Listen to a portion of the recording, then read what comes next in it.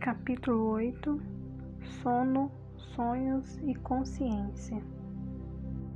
As pessoas variam na necessidade do sono de que precisam, e nenhuma pílula jamais permitirá dispensar inteiramente o sono, pois muito trabalho é feito neste estado. No entanto, isso poderia ser feito de forma muito mais eficaz, com 2 em vez de 1 período de sono, de menor duração. 2 períodos de 3 horas cada um seria suficiente para a maioria das pessoas, caso as sugestões adequadas fossem dadas antes de dormir. Sugestões que assegurariam a recuperação completa do corpo.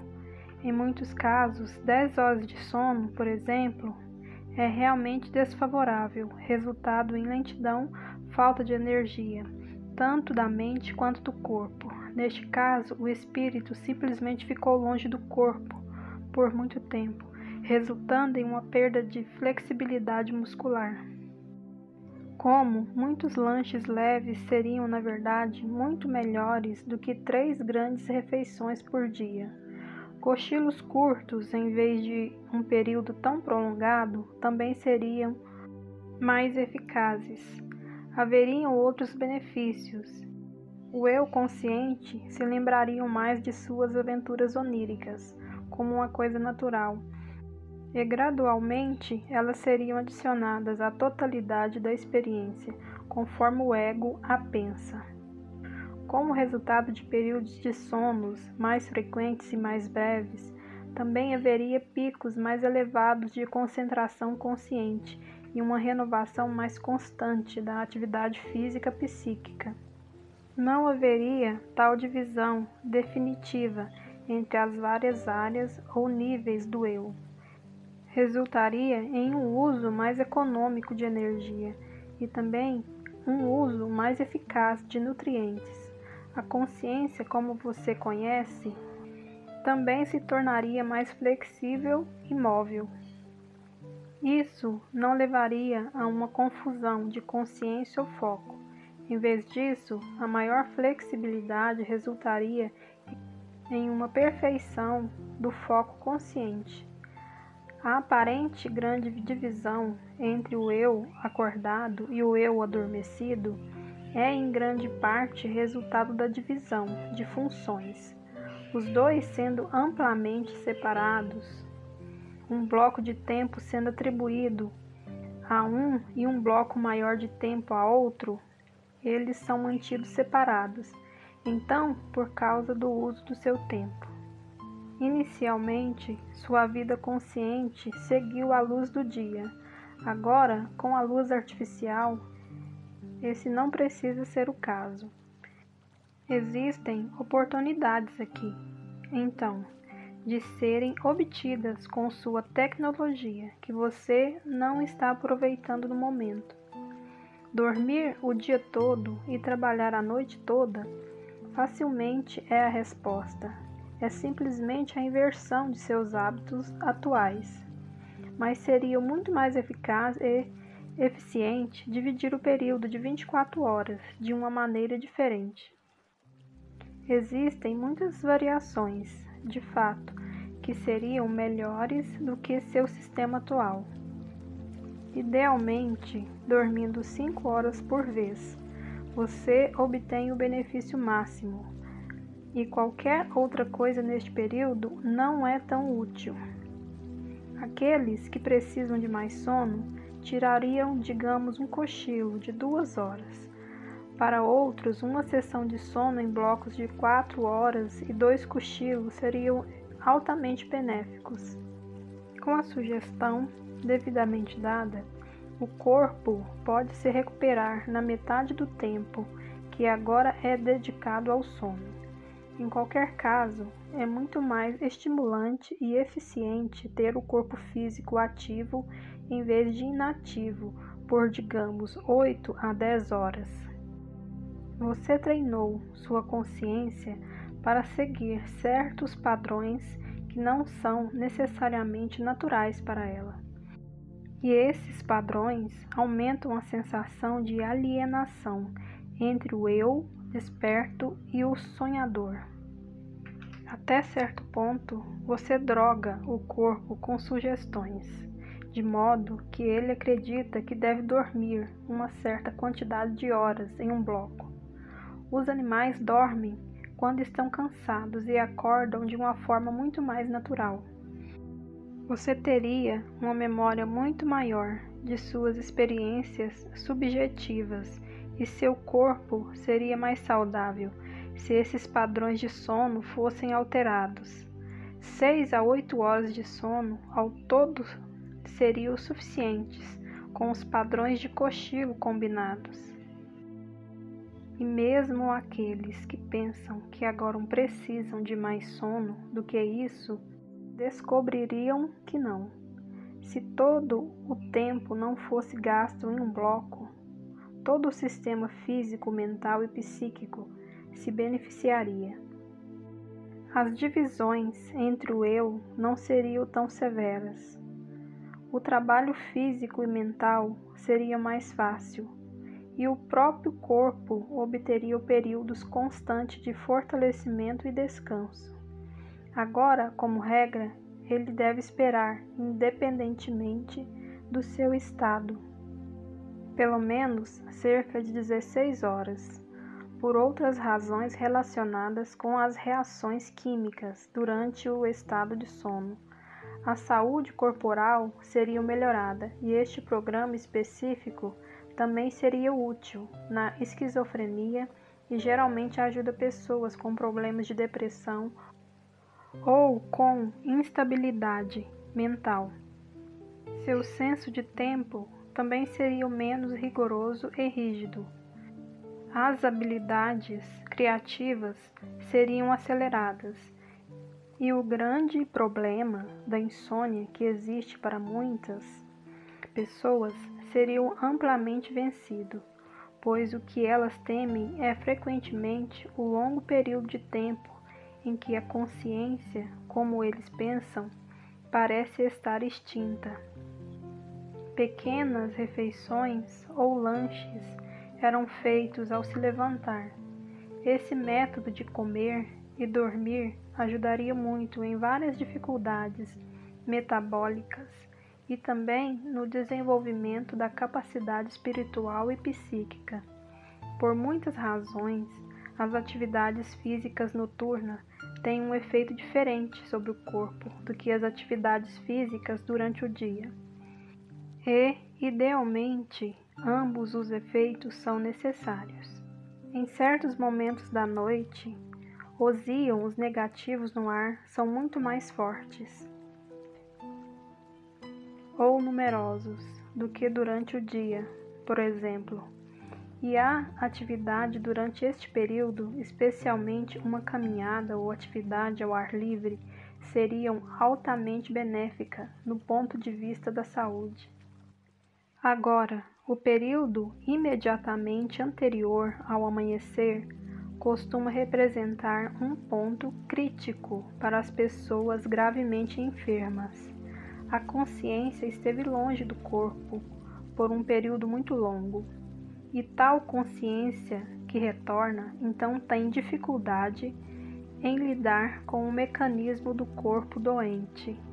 A prática nos hospitais de dar medicamento aos pacientes para que durmam inteiramente durante a noite é prejudicial por esta razão. Em muitos casos, é uma tensão muito grande por parte da consciência que retorna para assumir novamente o mecanismo enfermo. Frequentemente, esses medicamentos também previnem certos ciclos de sonhos necessários que podem ajudar a recuperação do corpo, tornando a consciência então altamente desorientada. Algumas das divisões entre as diferentes partes do eu, portanto, não são basicamente necessárias, mas são o resultado do costume e da conveniência. Em períodos anteriores, embora não houvesse luz elétrica, por exemplo, o sono não era longo e contínuo à noite, pois os dormitórios não eram tão seguros. O homem das cavernas, por exemplo, enquanto dormia, ficava alerta para predadores. Os aspectos misteriosos da noite natural em ambientes externos o mantinham parcialmente alerta. Ele acordava com frequência e examinava as terras próximas a seu próprio abrigo. Ele não dormia em blocos longos como você. Em vez disso, seus períodos de sono eram em 2 ou 3 horas, estendidos pela noite do crepúsculo ao amanhecer, mas alternados por período de grande vigília e atividades de alerta. Ele também saía em busca de comida quando esperava que seus predadores estivessem dormindo. Isso resultou em uma mobilidade de consciência que de fato assegurou sua sobrevivência física, e aquelas intuições que lhe aparecem no estado de sono foram lembradas e aproveitadas quando estavam acordados. Agora, muitas doenças são simplesmente causadas por esta sua divisão e por este longo período de inatividade corporal e pelo foco estendido de atenção na realidade desperta ou sonhadora. Sua consciência normal pode se beneficiar com excursões e descanso nos outros campos da realidade, que são inseridos quando você dorme. E a chamada consciência adormecida também se beneficiará com excursões frequentes para o estado de vigília. Trago essas questões aqui porque essa mudança nos padrões habituais definitivamente resultariam em uma maior compreensão da natureza do eu.